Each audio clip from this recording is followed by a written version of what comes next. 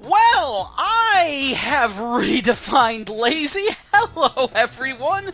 As usual, it has been a while. Yeah, I've been meaning to, do an episode or something or anything, and I keep getting sidetracked and planning on doing different things, and I was just like, you know what?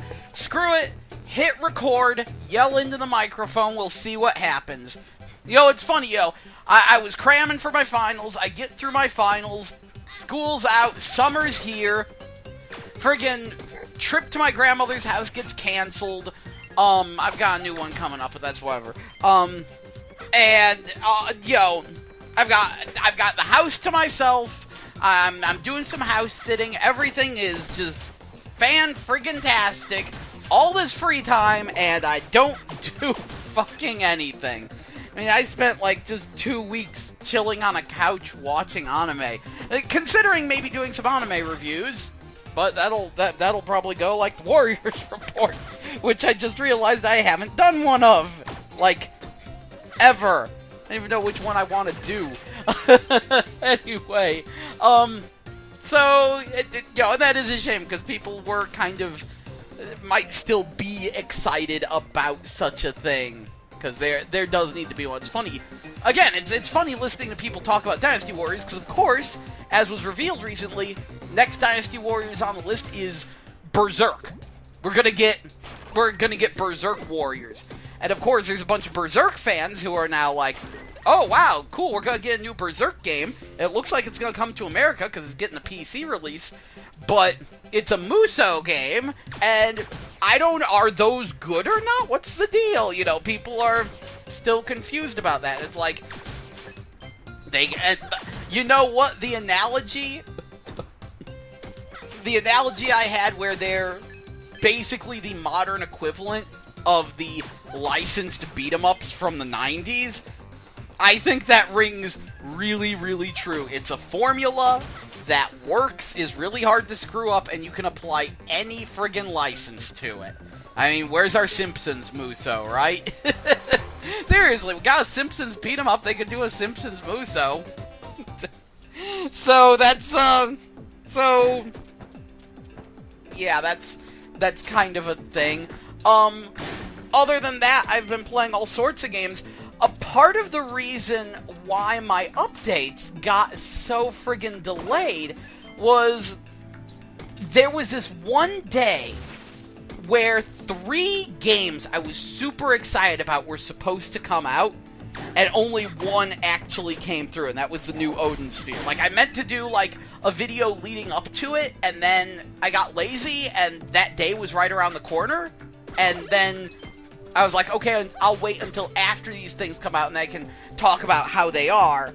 And then that day rolled around and it was a complete mess. What it was I was really excited about the Odin Sphere remake. I wanted to pick up Guilty Gear Xrd Revelator. And they were supposed to release a demo for a game called Grand Kingdom on that day. And I was disappointed by all three things, because Odin Sphere the least. I played the demo of it, and, originally it was just, I'll pick this up later, but after playing the demo on PS4, seriously, if you have a PS4 Vita, grab the demo, you will have your mind blown. I was like, oh my god, I need to have this game, and this is so phenomenal. Upgrade it to the $80 special edition. Which, of course, I want mostly because of the hardcover art book. So I go out there, I pick up my $80 special edition, and then they're like, oh, by the way, since you pre-ordered, have this soft cover art book. And I'm like, what? And so I was like, okay, this will be a smaller version of the same art book. No, it's the same art book. I have a hardcover and a soft cover of the exact same art book. Nothing else in that pack really matters. I got, a t-shirt and, a metal case. That's about the rest of the special edition, but whatever. I like the gigantic Odin Sphere box. It's whatever. Guilty Gear Xrd, though, was a complete clusterfuck because GameStop just decided not to order any copies even if people had pre-ordered the thing. Which really pissed me off because it's like, wow, had I just purchased... I hate going digital, but had I just bought it online, I could have been playing an arcade mode only version of it for the past, 2 or 3 months, and then I would have the game now. But I was like, no, I'm gonna go physical. I want a physical copy. Holding out for a physical copy. GameStop just doesn't get it in. They forgot to order. They just didn't order any, I guess because of Mirror's Edge 2 taking up too much brain space or whatever. Now, at first, people would say, oh, this is,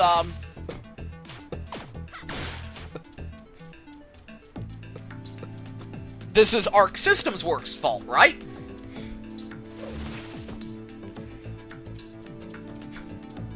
People would say, yeah, this is the fault of Arc Systems Works, obviously. They're such a small distributor, this happens all the time with them, whatever. No, because Fry's Electronics and a bunch of mom-and-pop stores got their copies in. There's just no Fry's Electronics around me.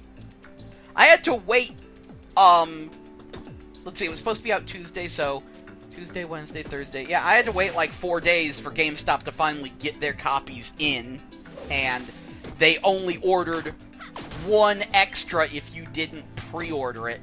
So the physical release of Guilty Gear Xrd was a complete mess. Meanwhile, the Grand Kingdom demo... oh my god! It was supposed to go up that day. It didn't go up that day. They said it would come up in America. It went up in Europe, but not in America. Then they said, oh, we'll have it up by the 9th. And they were doing a stream of the game to show it off. And people were bugging them in the middle of the stream, and they were like, oh, it'll be up. And by the end of the stream, they were like, okay, the Vita demo will be up, but the PS4 demo won't be out until the game is released because of some kind of hiccup on PSN, rendering the demo pointless. Well, almost. Because the idea behind the Lite demo was that you could actually start the game with it and transfer your data into the full game. So it was supposed to be this great bite-sized taste of the game, and I was waiting, and then that just falls through. So I was going to report on how excited I was for all 3 of these things, and all of them managed to piss me off in some way, and I was just like, fuck it, I'm just done. Oh my god, it was such a mess. And then E3 happened, which you'd think I would do an E3 episode, but I'm actually I need to sit down and actually really scour through what was shown.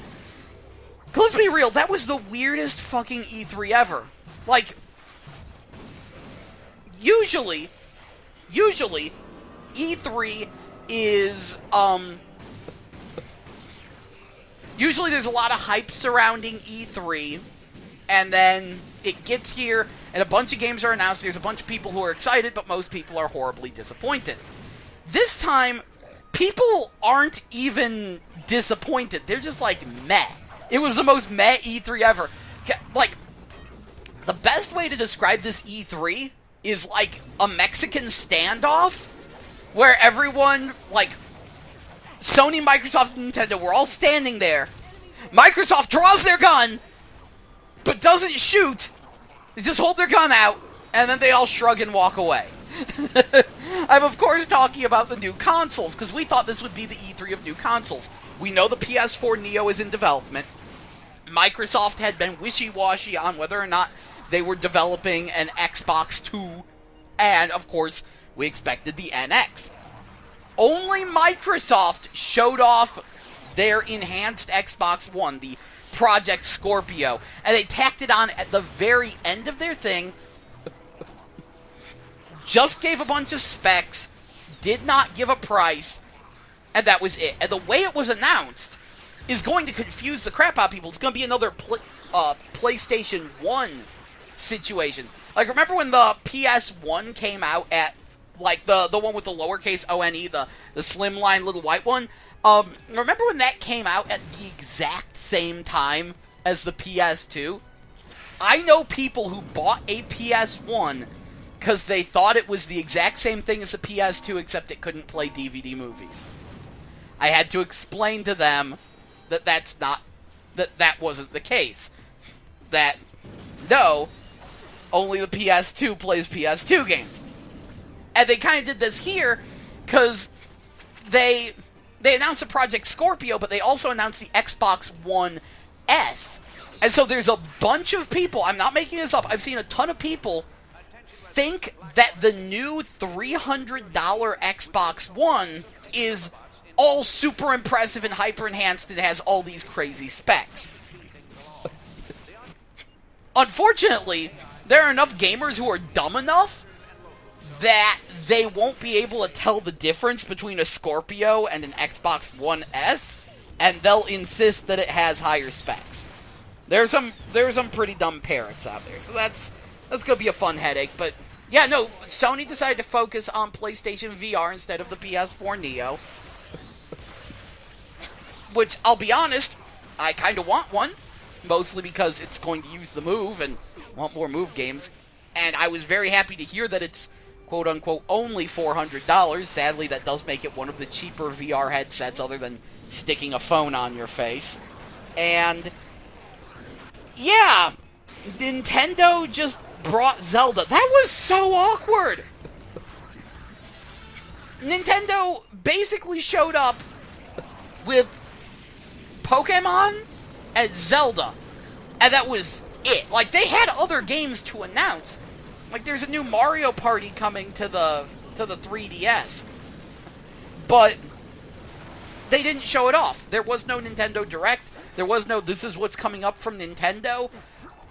And they really, really needed that because of the rumors that, all the rumors that the Wii U was going to get discontinued, that they're going to stop, that Nintendo is running out of games for it, and this just reinforces this. It feels like Nintendo has nothing for this year. We already know that Zelda Breath of the Wild will be on the NX. And that was the other weird thing. Reggie gave a speech that talked about the NX, but Nintendo hasn't revealed the NX. We already know 2 Nintendo NX games, because the new Just Dance is going to be on the NX as well, along with Zelda, but Nintendo hasn't actually announced the NX. This is the weirdest thing. Normally, they don't mention... Correct me if I'm wrong here. Maybe I am. But normally you don't talk about your next console, really, until you announce your next console. But here, they're just talking about the NX like everyone already knows about the NX, because, well, I guess everyone does already know about the NX. But they still haven't shown what the heck it is. It's just so weird. What was even weirder was the Sega stream. Because in the middle of E3, Sega said we're going to have a live stream with something special for Sonic fans. And we know Sega has a new non-Sonic Boom Sonic game in development. And so we were super hyped to see them, announce a new Sonic game. I waited, all day for their live stream. It comes on, and you know what it was? If you live in Europe, you can win a flight to some Sonic Con, and, Sega showed off Dawn of War 3 and Yakuza 0. On the plus side, Yakuza 0 has playable Majima and disco dancing. I'm hyped. Majima's my favorite character, of course. Disco dancing looks like way too much fun. I am excited to play this. Honestly, I've barely started Yakuza 5, and I need to get to the friggin' Haruka campaign, because that shit is right up my alley. As you already know. So this is sort of a discombobulated thing. We're not really talking about too much. I haven't really been streaming much either. Question, does anyone here actually enjoy my streams, or should I just stop doing those things, except for... Or rather, should I stop uploading them to YouTube and clogging up the channel? I don't know if anyone really enjoys them. I'm still going to do my Bloody Roar stream when I figure out where I put my Bloody Roar 4. But if no one really cares about them, then I'll just stop uploading them. But yeah, as you saw there, I played the new Ninja Turtles game, and that one's getting really reamed in the reviews, and my response to that is play Transformers Devastation. I am really, really frustrated at the number of people I know who are considering TMNT but won't consider Transformers Devastation, and are too afraid because of Korra to play Transformers Devastation. It's like, Transformers Devastation is my favorite Platinum game. Seriously. Not the best. That's still like Bayonetta. But favorite.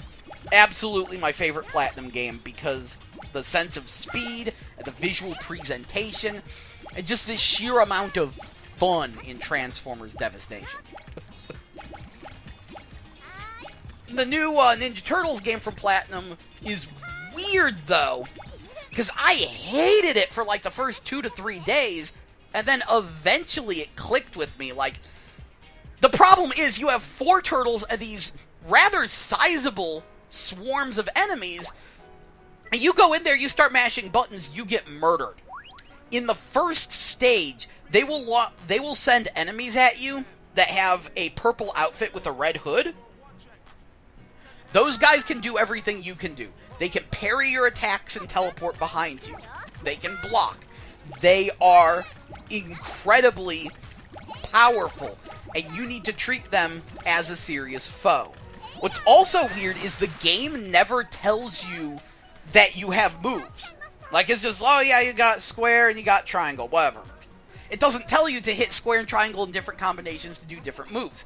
It never tells you that forward square is a special, back forward square is a special, 360 and square is a special, and jumping square especially is a special. You need that jumping square. Jumping square simultaneously, jumping light attack, whatever. That is your launcher. And with the way enemies behave, there are a lot of situations where you can be fighting one enemy only to get attacked by another enemy. So, launching the enemy into the air and chasing up after them and air comboing them gives you an opportunity to focus on that enemy and do damage to them with little to no threat from the other enemies. It takes them out of the crowd so you can focus on them. And that's actually really important. The combat in the new Ninja Turtles is phenomenal. The netcode, shockingly, is phenomenal. I was playing with a friend in Europe. Not a speck of lag.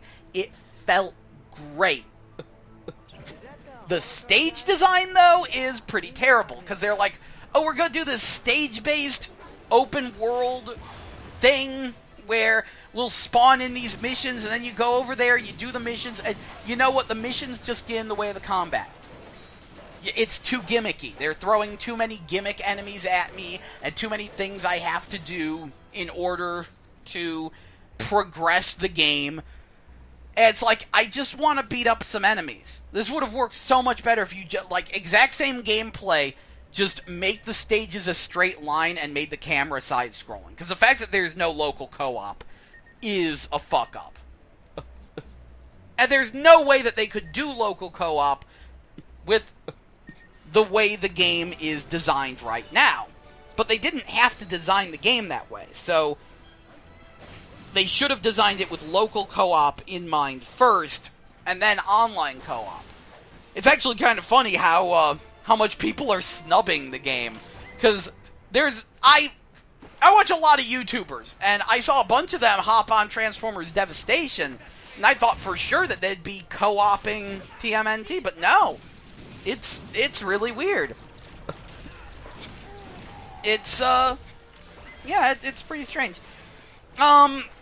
Also, thanks to E3, getting back to E3, some cool things were announced. We did see the new Wild Guns, which is actually identical to the Super Nintendo one with the exact same graphics, just they're adding 2 more characters, 4-player support, like some minor graphical touch-ups, but it's pretty much the same game. But I'm still cool for Wild Guns Reloaded. I hope they add some new stages. That'd be nice, but seems pretty nice. There's apparently 2 different reimaginings of Windjammers that are on the horizon, one for 3DS and one for PS4. And the PS4 one looks way too much like a normal sports game, but it has so many special moves I'm actually excited for it.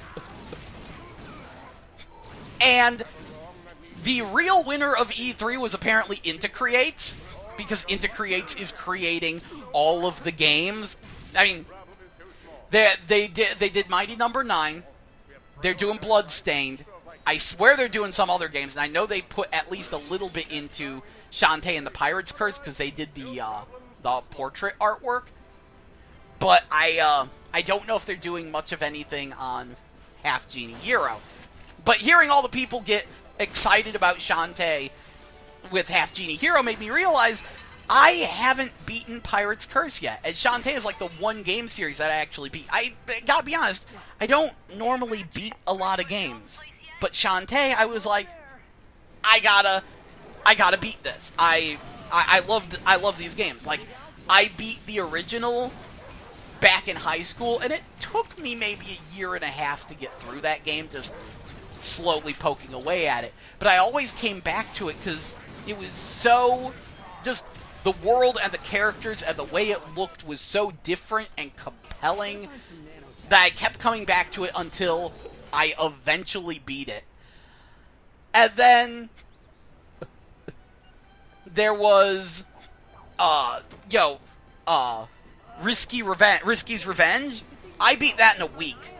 And I would say that is the weakest of the Shantaes because it's like 1/4 of a game, but because it was supposed to be episodic and then they realized that wouldn't work, so they condensed it all down into one game.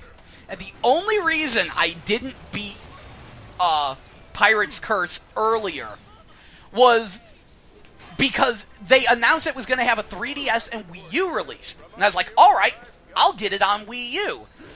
And I thought they were going to be simultaneous, but no, due to the Nintendo certification process, the Wii U release was delayed for like a month or two.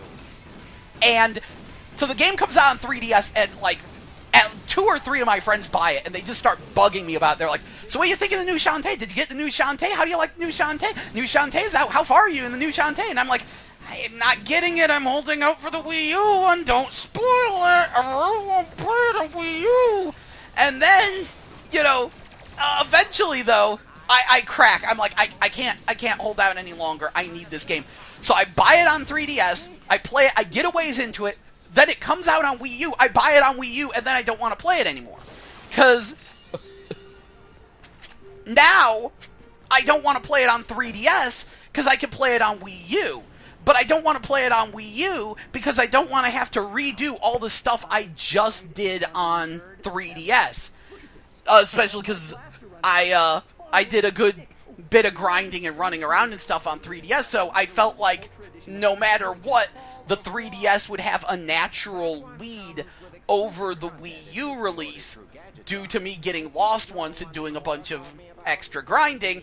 And so basically, I think I waited half a year to actually get back to Shantae and get past where I was on 3DS, and by that point, I kind of lost a lot of the drive for it because of that whole mix-up. Basically, what I'm saying is that Shantae should have had crossplay.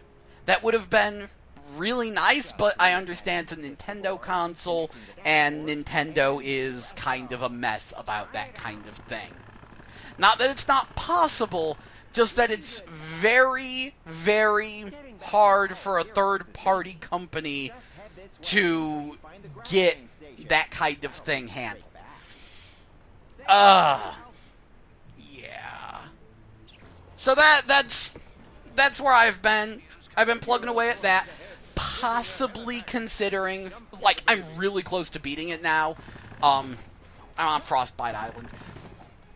Possibly considering a Shantae trilogy review retrospective in preparation for Half Genie Hero, especially because I found my GBA player disc, and I have my original cartridge handy, so I can pop in my old Shantae and just record it straight off the GameCube. So, that's a possibility. I might I might do that. But right now, like, this is sort of a throwaway thing just to let y'all know where I've been.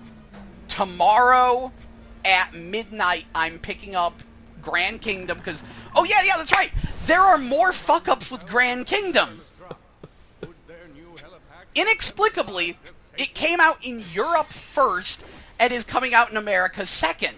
And it was supposed to come out, this upcoming Tuesday. Okay, fine. Oh, guess what? There was a screw-up at the manufacturing facility where special editions are getting the regular edition soundtrack, so they've set it up so people in Europe can send back their regular edition soundtracks to get their proper special edition soundtracks. And for the US, they've stated that the physical release will be delayed by a full week. And I was like, well, crap. And then I looked online, and if I pre-ordered it online before release, it would be $15 less. Now, they only say there's a $5 discount, but the digital version in general is $10 cheaper than the physical release. And I hate purchasing games digitally, because I'm a pack rat, I don't like getting rid of things, and I run out of memory so easily. I've filled up my PS4 so many times, but with how fast the PS4 installs games, I'm actually not too afraid to delete anything I have on disc. That's fine. So I can just pop in the disc and it'll reinstall, but I'm not deleting any of my digital games, because you never know when they'll get PT'd. So, I have quite a few discontinued digital games. Afterburner Climax is actually one. Yeah, if you don't have that game, you're not getting it. Sega no longer has the rights to the airplanes, so it happened like a year or two ago. They pulled all the different copies from all the different stores, which is irritating, because I kind of wanted to pick it up on PS3 as well, but whatever. Mostly because I don't trust my Xbox One, or my Xbox 360 not to completely fall apart. But yeah, that's about where we're at. What was I gonna say? Yeah, I don't like buying games digitally, but I'll make an exception this one time with Grand Kingdom. Grand Kingdom is going to be such a pain in the butt to explain, and since it comes out tomorrow, I'll just wait until I have my hands on it to explain it to you, because it has a bunch of familiar elements, but it doesn't seem anything like anything I've ever played.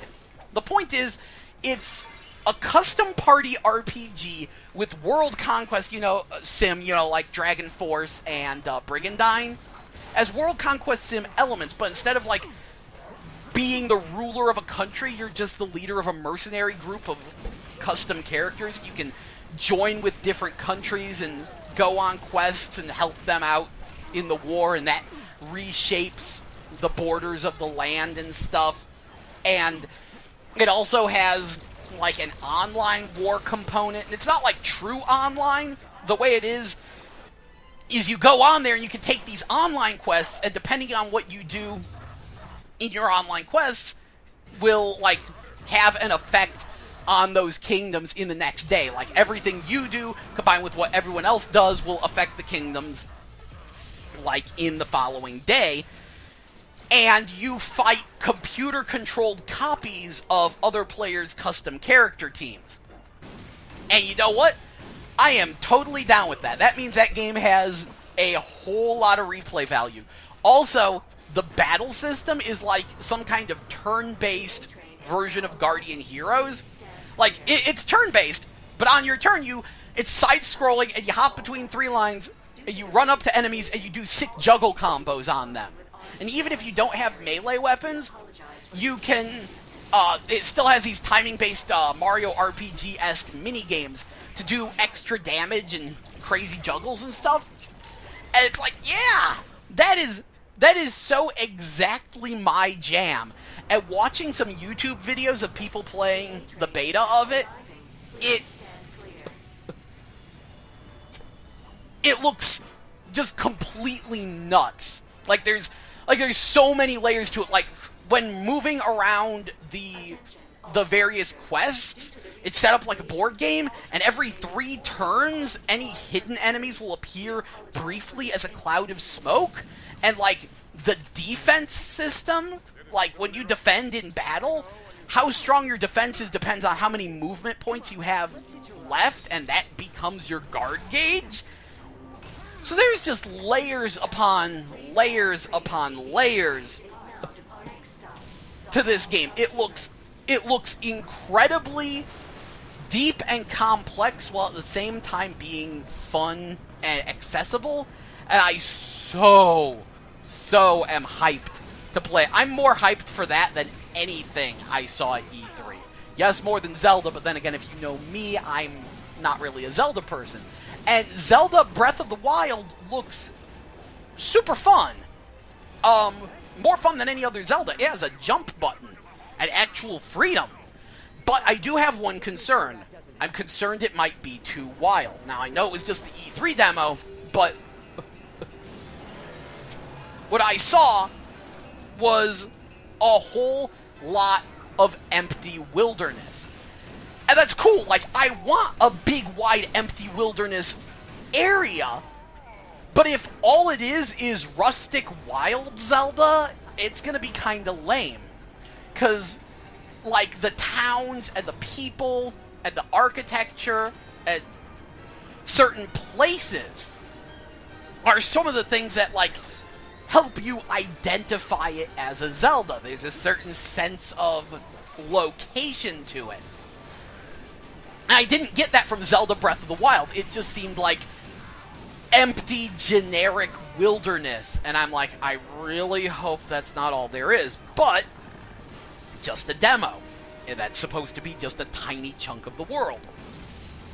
So, as long as there's still, like, I don't know, like, a jungle area, maybe? Definitely a desert. As long as there's, like, a desert area and, like, a central town with a Hyrule castle somewhere in there, and then, you know, you run off to the wilderness to wilderness it up, okay, that's gonna be great. But if it's all just rustic Zelda, I'm gonna be kinda about it. Either way, it'll be better than Final Fantasy 15. Oh my fuck, I feel so bad for Final Fantasy 15. Oh, they're trying so hard. Do you know how much Final Fantasy 15 there is? Because there's a lot of it. I mean, we had 2 different demos, one of which is like a prequel demo. We have the actual game, we have the anime, we have the CG movie, we have a side-scrolling beat-em-up you get for free if you pre-order the game. You have the Final Fantasy 15 VR game, where you can play as the worst character in the game, and then you had the iPhone, Android pinball game, and I think there's a few more Final Fantasy 15 things. There's a lot out there, and it disconcerts me because Final Fantasy 15 does not work as a full game. It was cool as a spin-off. As a full game, 15 looks like a shit show. What I've played is what I've played and seen so far is unquestionably inferior to like, Xenoblade Chronicles X, and indeed, Star Ocean 5 looks like it'll be a much better game. The issue is, people, I think Square Enix keeps underestimating Final Fantasy fans. Because they keep doing all these things to water their games down and dumb them down. Like, FF12, the whole auto-battle gambit system was because they were afraid the battle system would be too complex for the standard Final Fantasy players. 13 having that auto-battle system and only letting you control one character and stuff, again, they were like, oh, this is gonna be too complex. And the same thing with 15. You don't use any timing. You don't actually press the button. you hold the button and your character auto-attacks. Then you hold block and your character auto-dodges. It's not active and responsive, and their reasoning is, oh, we didn't want to alienate any players, so we dumbed everything down. And they need to stop doing that, because what you wind up with is this watered-down schlock. Not to mention the fact that you can only play as one character, and the fact that it's just this team of dudes bothers me. Like, I find it funny when people are like, oh, it's so sexist. No. The dude crew is there for the ladies, and I'd be fine if it was a spin-off, because, 10-2 was a spin-off, and it was all ladies, and that's fine. If it was still Versus 13, I'd have no problem with this. But the fact that they're pushing Final Fantasy 15 and it's just this stupid sausage fest bothers me. To make a long story all of the Final Fantasy 15 things are this. And I'm just sitting here going, so when's our Cindy game? Because I want to play as Cindy. When you do the DLC where I play as Cindy and do some random fetch quest, that's when I'll be interested in the game. And until you do that, my interest in Final Fantasy 15 exists as morbid curiosity at best. I don't like any of the characters, and you ruined the one good design. Because in the older versions, Prompto actually had a good design, and then they ruined it. Look at Prompto's old hair. Prompto's old hair was great, and I'm salty about that. Just all the characters are terribly designed. The combat is terrible. The frame rate is sloppy and inconsistent. It feels sluggish.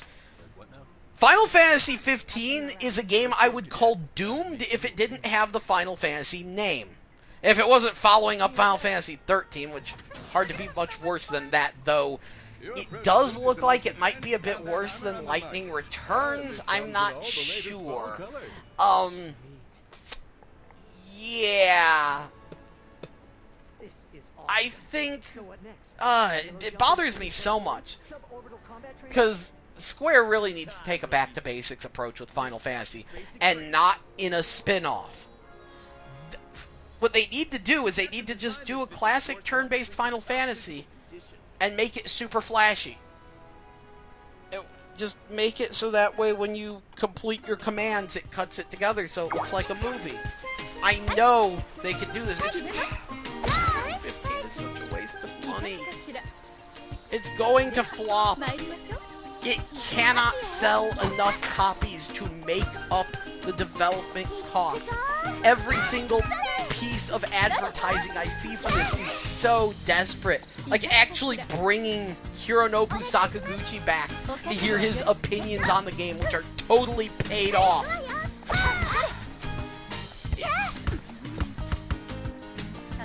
I think Squaresoft might bankrupt. I think they might bankrupt Square Enix. I think Square Enix might get bankrupted, and if that happens, I hope Koei Tecmo buys them. This is probably because I'm a raging fanboy, but Koei Tecmo knows how to budget games, for better or for worse. And I respect that, and I love that. What a surprise, the people who make the overcomplicated micromanagement-based simulation titles are really good at overcomplicated micromanagement. I am pleased with I am pleased with Koei's handling of Tecmo. I am pleased with Koei's handling of Gust.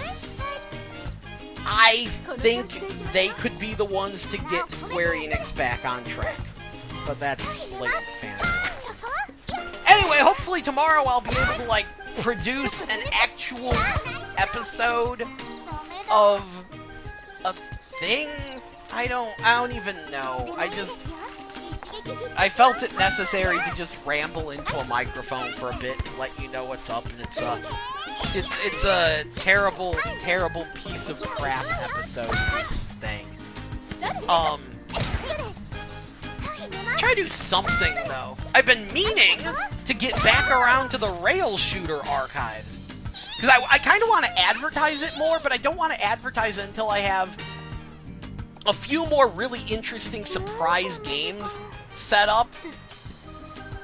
So I really need to sit down and spend some time with some of these. Some of them I already have all the footage for, and I just need to replay them to solidify my opinions and excitement. And, then, yeah, ramble into a microphone and splice it all together. Yeah, I really need to do that. I mostly need to focus on the rail shooter archive. Which, on that note, there was almost a new rail shooter. A game called Xenocider. It was going to be on Dreamcast, but the Kickstarter didn't go through, and the guy's like, you know what? I'm going to touch some things up. We'll try this again later. But yeah, Xenocider. I downloaded the demo. Didn't get to play much of it because it was having some controller conflicts on PC, and I haven't burned the Dreamcast one yet. But yeah, almost a new rail shooter. That was nice. Just a new rail shooter on Vita that looks like complete trash. I'm quickly learning an important lesson. If it's not X-Zeus, then rail shooters on iPhone and Android devices are such complete trash, I probably shouldn't even acknowledge their existence. Like, I'm tempted to remove them from the rail shooter archive, except that they serve as such grand testaments to how terrible a rail shooter can be. Just, oh my god, Hyper Fighters, and that Star Horizon game, and oh.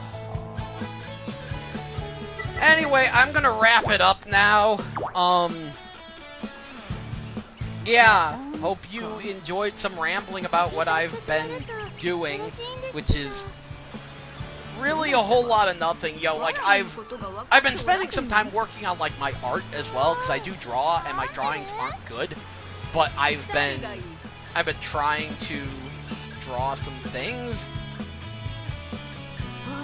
And yeah, that's where I'm at. I'm sorry. You see, this is why I'm not a well-established YouTuber. This is why I don't have a fan base.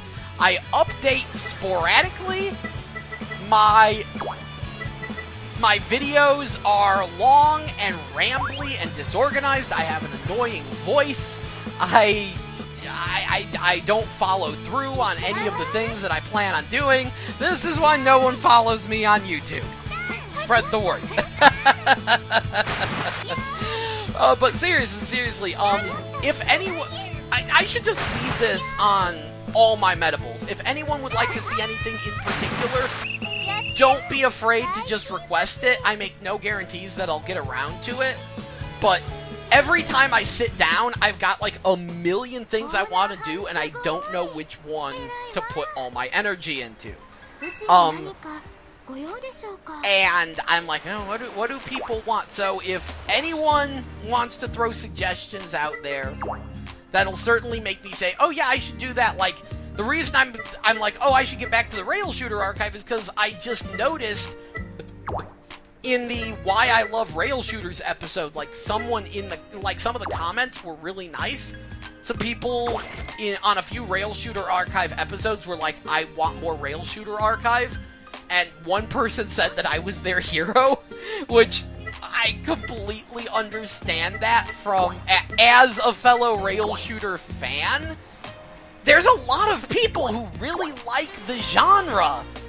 They just have a hard time articulating that they like rail shooters. You know, number one, they don't know that the genre they like is called a chase view rail shooter. And number two, yeah, they don't know where to even start looking. Because, like I said in the introduction video, I think, all the threads everywhere on the internet recommend, like, the same 5 top-quality rail shooters, and no one knows what else there is. No one knows about any of the hidden gems. No one knows about any of the B-tier, not as good as Panzer Dragoon and Star Fox, but still decent rail shooters. And it's like, yeah, no, I should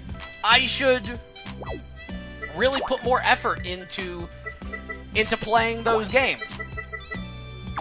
On that note, I still need to do my save state spamming run of Panorama Con. I found out about Fairy Butt mode, and I think I need to get to fairy butt mode before I do my actual episode. And that's going to take some save states, because to get it, you have to beat the game with a score above a certain amount, and I have not yet been able to beat Panorama Cotton. So, save state spamming. I mean, you know what? I did it for, geez, the name escapes me. That one really, really kick-ass NES rail shooter I talked about from Konami.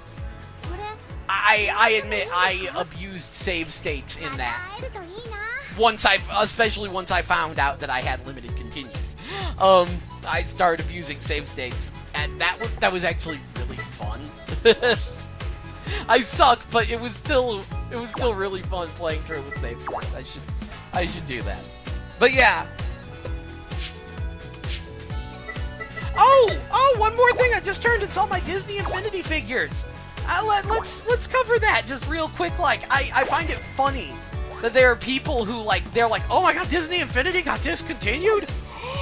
What does that mean? Like, the toy companies are apparently shitting themselves because they put so much into the toys to life genre, and they thought, you slap Disney on anything and it'll sell, and they're backing out. They're like, oh, the toys to life fad is over, which it probably is.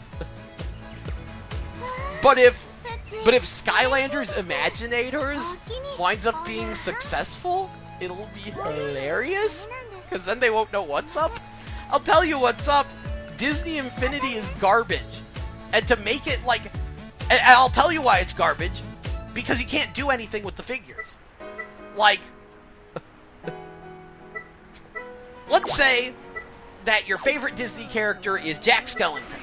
You bought a Jack Skellington figure. Guess what you can do with it? Fuck all. It is toy box only. Meaning that you can only play user-created worlds with it, and that's it. You can't use it in any of the pre-made, actually well-designed playsets. And you can't make anything worthwhile in the toy box. Everything is just an empty room filled with crap.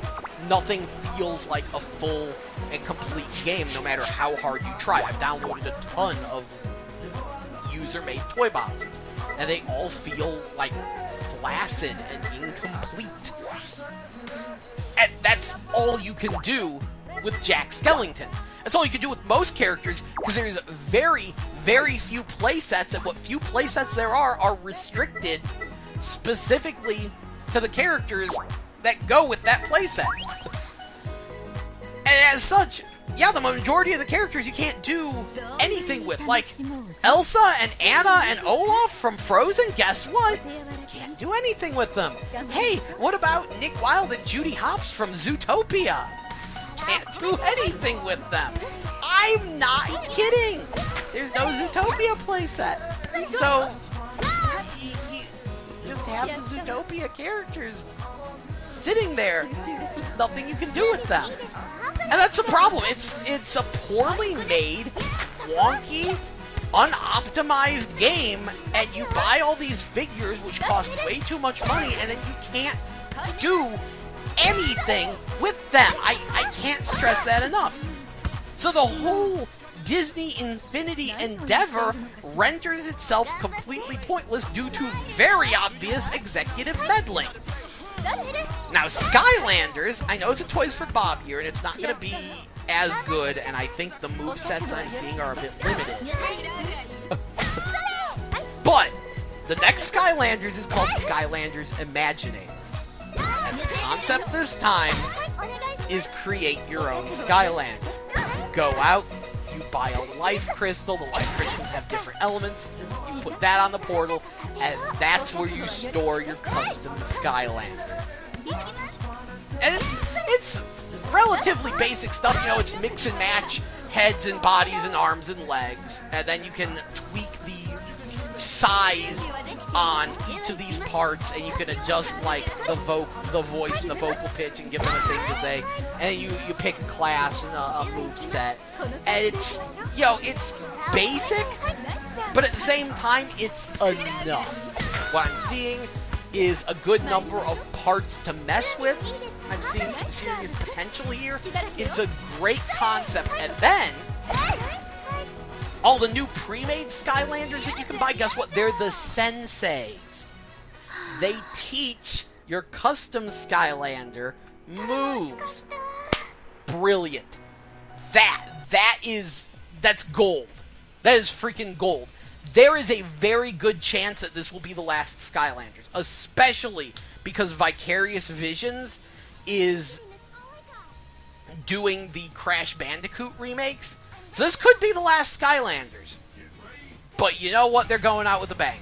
And I said that this was how it was going to be because they did the Call of Duty thing where they alternated between two developers, Toys for Bob and Vicarious Visions. So I said that when the fad is over, there will be one more Skylanders. It'll be funny if this winds up successful, because then they got to figure out what they're going to do about the next one, which I'd imagine would just be Imaginators 2. I think that's what they'll do, because the Imaginators gimmick is too good to let go. You do not make that a one-game-only thing. Not at all. The concept of making your own Skylanders, you need to be able to use them in all future Skylanders if we get any future Skylanders. So here's hoping they do that. I'm really excited to see where they go with this. But, speaking of Crash Bandicoot, I love that people are angry about him being in Skylanders, because we saw that coming. And honestly, the whole Crash Bandicoot thing utterly boggles my mind, because there were so many rumors that, oh, there's going to be a new Crash Bandicoot. People were so excited. People were like, oh, Nintendo on suicide watch, Crash Bandicoot's back. It's like seriously, someone wrote that, and I'm like, what the crap? No. Even when Crash Bandicoot was at his prime, he wasn't a threat to Nintendo. Makes you think a new one would be. And where were you when there were like 5 billion new Crash Bandicoot games that all tanked? Yo, do you not remember that Naughty Dog doesn't own Crash Bandicoot anymore? And do you also not remember that Naughty Dog isn't the people who made Crash Bandicoot anymore? Like, all the people who worked on Crash Bandicoot have pretty much left Naughty Dog. And Naughty Dog has openly said, we don't make games like that anymore. In fact, there were leaks of a Jak 4 that got canceled that Naughty Dog was going to do, and I was like, oh man, I would have loved more Jak and Daxter. I love that series. And then I saw the artwork, and I was like, no. You know why? Because Jak didn't have weird proportions. He looked like a normal human. And I looked at that and I said, I see what you're going to do. You're going to reskin Uncharted, but with Jak and Daxter. Fuck you. Fuck you so hard with a rusty spoon. No, you don't. You don't reskin Uncharted and go, oh, it's totally Jak. Fuck you. No. I want my damn cartoony games, damn it. That's why Jak and Daxter... Well, there's a number of reasons why Jak and Daxter is the best of the Jak and Daxter series other than Jak X, but... Yeah, I want my cartoony games, and you can go fuck yourself with your stupid realism and shit gameplay. I don't... So, no. Even if Naughty Dog was making the new Crash Bandicoots, they'd screw it up. Although this... I don't think they'd do a good job, so I'm actually happy Vicarious Visions is doing it. Crash Mind Over Mutant, like the other new Crash games, they were kind of bad, but Mind Over Mutant was really good. Kind of tempted to maybe do a review of that. Just because of all this, because people don't know, Mind Over Mutant, I stand by my statement, it was the better Golden Axe Beast Rider. But speaking of the Crash remakes, I'm really... I'm surprised they're doing remakes, and I hope... I really want to know what they're going to do about Tawna. That is at the forefront of my mind. Because if anything represents why Naughty Dog is not the same company that made Crash Bandicoot, it's Tawna. Because the story behind... if you listen to the things they say today and what they said when they made Tawna... Because here's the thing, Tawna was originally far more explicit. And they had this one-woman CEO who called them in and bitched them out about it. And they were like... and she was like, no woman would ever wear an outfit like this. Yeah. And then, immediately after she said this, one of her interns came in. She had a call for her, wearing the exact same outfit that Tawna had. She was not happy, but they got to keep the outfit. and that's the kind of thing, you hear a story like that, and you're like, they'd never do that. And I want to know, because unfortunately it's 2016, it is the current year, which amazingly is the first line of Mighty Number 9, not even kidding. It opens with, "It is the present year."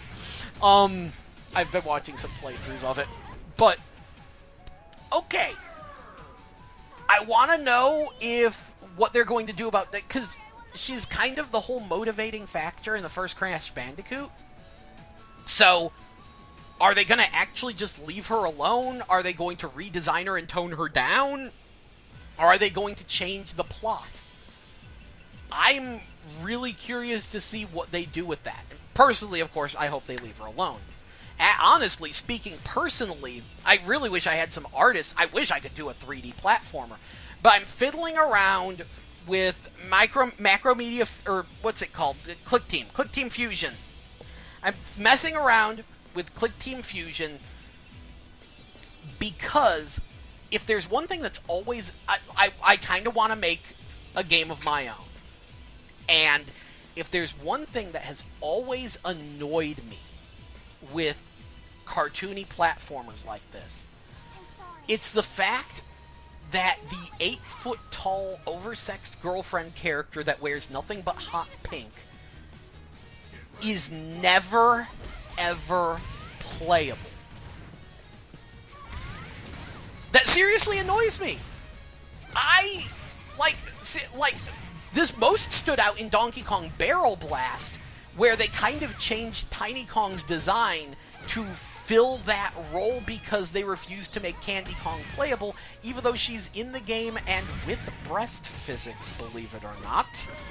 Not even kidding, she jiggles.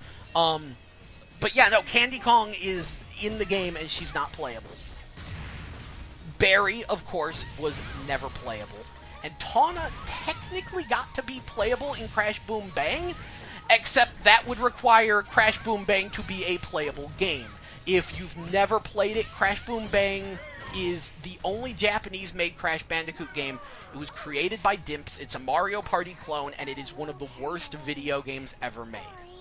I've played it, I've beaten it, I know the game on a very intimate level.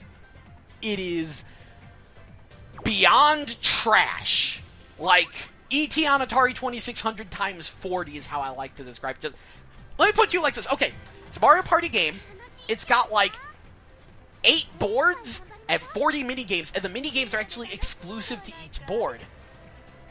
What that means is that each board only has 5 minigames that you play over and over again. And some of the boards are so poorly designed that they can take like 2-3 hours to beat. Like, basically any of the scavenger hunt boards, which are... Oh, geez, such a complete shit show. I need to find a good way to get some Crash Boom Bang footage. Because if you want to see me just go ham on a game for being one of the worst pieces of shit ever conceived, Crash Boom Bang is it. It has, like, some interesting ideas and some really cute visuals and playable Tawna, but Crash Boom Bang is hyper trash. It is unquestionably one of the worst video games ever made. But anyway, as I was saying, I always get annoyed that those kinds of characters never, ever get to be playable. So I want to make a platformer where you play as that character. Where you play as essentially the girlfriend character instead. And I've actually been thinking about this for a few years. I've refined the design because the thing is, it can't just be a platformer. It has to be it has to be the kind that you could only have with this kind of character. You know, for a while I actually was going to have it where you don't jump on enemies' heads, but then I thought about it and it's like, you know what, you really need to be able to bop enemies on the head, because that's a large part of what makes platformers so fun and visceral, is that feeling of hopping and bouncing off of enemies. So we do need to have that. I know the central mechanic has always been, like, striking sexy poses to get enemies to charge at you. And then, like, beyond that has been something I've been struggling with. I realize that one thing I want to do that would really be good is to have organic and robotic enemies, so that way the robotic enemies aren't affected by your charms, so you manipulate the organic enemies to destroy the robotic ones. So, like, the idea is that you have, like, this big, beefy robot sentry, and then, I don't know, like, a dog guy on the other side, and then you strike a sexy pose, and the dog guy just charges towards you, runs through the big, beefy robot sentry, destroying it, and then you jump over him, and he falls off a cliff. This is the kind of brain process I'm working with here. It's got to be super cartoony. And unfortunately, I can't draw very well. Like, I tried actually doing a sprite for the game. It didn't go well. At all. I'm just saying. So I'm trying to figure out, like, how I can do this. I need to get a stack of cash and find someone who's willing to do some sprites on the cheap, which I might have found someone. It's one of those things, because, when you find the person who does sprites on the cheap, the question is, how bad is it going to look that you're working with them? And eventually you just have to shrug and say, so they draw Yoshis with boobs. What's the big deal? I wish I was kidding.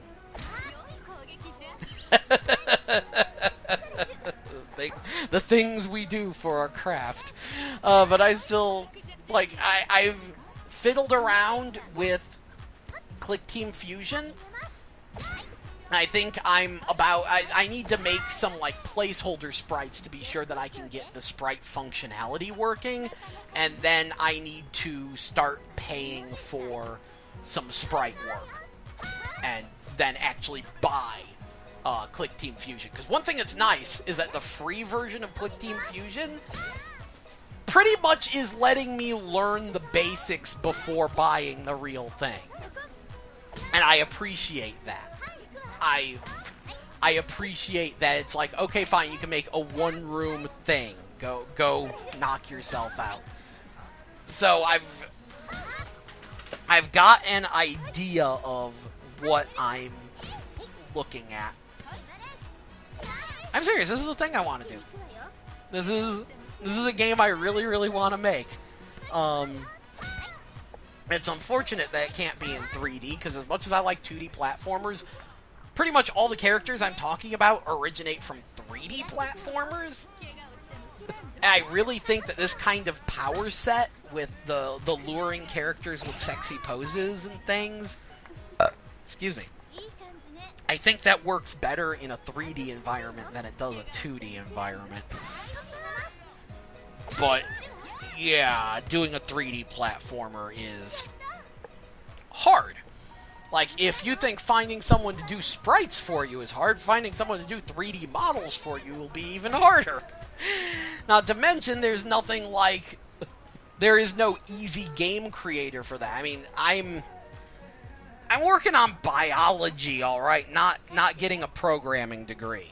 I used to program when I was a whole lot younger and in BASIC, and it's so slow going, I just don't have the patience to do proper programming anymore. But impressive things have been made with game creation toolkits. Click Team Fusion was used to make Freedom Planet, and that alone is enough to make me say this is possible. Because Freedom Planet is one of the best freaking games I've played in years. The game is so good. And the fact that was made in Click Team Fusion, even with the help of, like, some extra, like, physics engine touch-up guys, just the fact that they were able to make that that says to me that I can do something passable. Theoretically. If I put my mind to it. I don't know. I'm rambling up a storm, aren't I? Oh, baby, I am. Anyway, throw me any suggestions if you want to. I'm sorry I haven't updated or streamed or done fuck all in... Jeez. How many weeks? Like a month? I'm sorry. I need to get y'all something. I need to review a game. I need to, at the very least, I need to do a rail shooter archive. I've got one game. I made it all the way to the final stage done. I've got all the footage recorded. I just need to sit down, play it again, hook up the system for it, play it again, and record some audio and slap together a video. And then I need to, make progress in Gamera 2000, because I should really review that, and I don't think I made it to stage 3. I need to see if I could get further than that, because I made it to the boss of stage 3. Ended up giving me crap, but the game was really picking up then.